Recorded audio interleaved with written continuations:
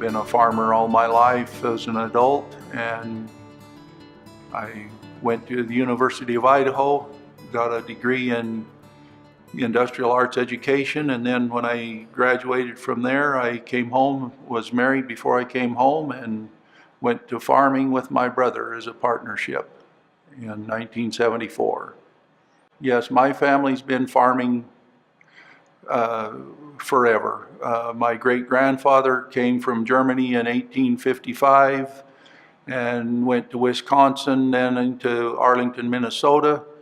And my grandfather then came to northern Idaho, to Southwick in the Palouse area in 1903. So I now farm with my son, Scott Wegner, and my nephew, John Wegner, and we operate as Wegner Farms of Idaho since 1903. We've been in the organic program since 2003. We didn't really intend to go organic, but it had been dry years for 2 years, and we had not put any chemicals or fertilizer on for 2, and so by 2003, it would certify, and we'd heard about it, checked into it, and we got started in the organic program. And what many people involved in the conventional program don't understand is that once the ground gets beyond that poisoning from the commercial fertilizers, it wakes up, and it will become equally as productive, if not more so, than conventionally fertilized soil. Our yields right now are equivalent and much of the time exceeding conventional farmed land. I can remember not having the finances to pay a $35 power bill back in the middle 80s when the farm crisis was at its maximum level. And so yes, I feel that I am doing very well.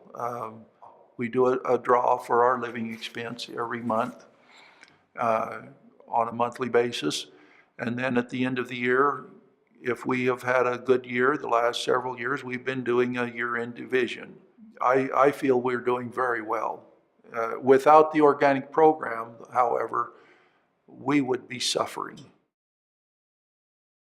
Well, we have part-time employees. Majorly, we do the work ourselves with myself, my nephew, and my son. Hand roguing of the crops, because we are dry land grain majorly. Even in the barley, if you have a rye content, by the next year when you put in a wheat crop, we have to keep the rye picked out of it. And for example, this year we had, I believe there were, well, it fluctuated depending on who showed up to help that day, from 10 to 13 people. Minimum wage is $7.50, I guess now. I'm not real up on that, but we paid the $10 per hour plus a performance incentive. So the people were doing very well, I think. They've been very happy. We probably pay the highest wages for the field hands in our area for the hand roguing. I will not pay under the table for anyone. It's not right, it's not legal.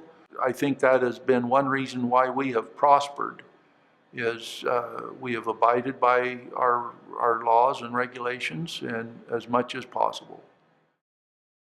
The quickest way to be broke is to rely on high prices, high yields, and expect that, okay, I can go buy a $395,000 combine and I'm going to be able to pay it because I've been getting $16 a bushel.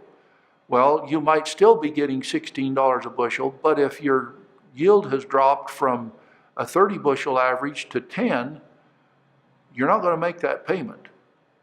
You better have a CRC coverage, crop revenue coverage is what the federal crop policy is called. do your analysis, do your paperwork. And if you need a 70% coverage to give you a guaranteed floor so that you can make all of your payments if some disaster happens, that's how you make your decision what coverage level to keep. Keep your cost differentials such that it's within the parameter of what your farm is going to need to survive if you have a disaster. We try to keep a diversity of crops. We like to rotate with wheat and barley because your nutrient requirement from the soil to raise barley is different than what the soil requires to raise wheat.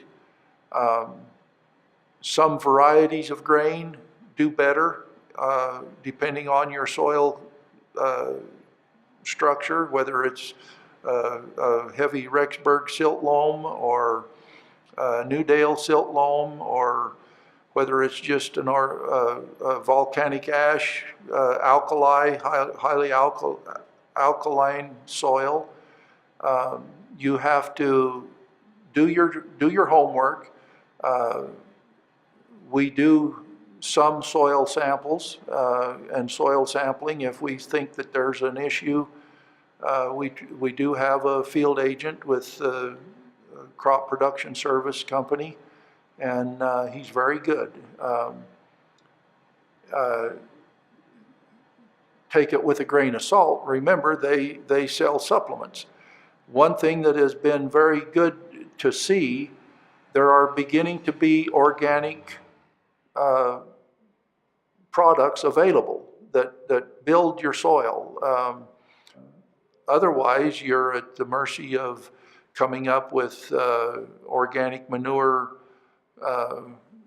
organically approved manure, but it's expensive to get it trucked in, and now they've kind of caught on, and it's pretty expensive as well. Just because you're organic, don't ignore the conventional markets. I get a daily market report from the Farm Journal listing, which I'm sure a lot of farmers do. And the feed market, for example, is very dependent on the price of corn. Now, if the price of corn rises such that a bushel of organic soft white wheat is better in cost, then the dairies will switch and they will go to feeding some soft white wheat. They feed a lot of organic barley in the dairies because they like barley for the milk production. So that is something, that's another reason why we keep some diversity.